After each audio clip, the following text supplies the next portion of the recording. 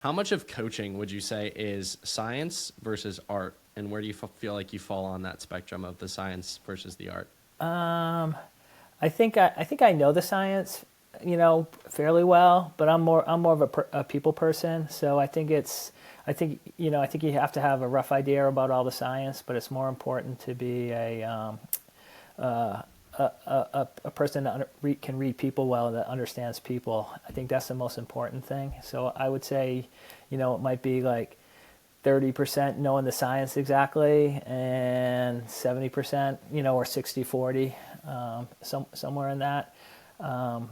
I think, you know, like I might, if you went out for if someone goes out in 20-mile run, I mean, I don't know how many new capillary beds they're going to lay down in their, quads or something like that. Like, or like how many, at 4 weeks at altitude, how much iron do they have to take in to keep their ferritin levels up and things like that. But I have a rough idea, and when I don't know an answer to something, I'll go find out. So like my team's pretty lucky that the USOC, the U.S. Olympic Committee, we can call them up, or we can send them a blood test, or USATF does the same thing. So like when we have questions, we can often get answers. We have a really good orthopedic doctor in Boston, Dr. 1040, who he knows running inside and out, and he likes our team. And so if someone gets injured or something's bugging them, it's just a phone call away. And Dr. 1040 tries to get them in really quickly, and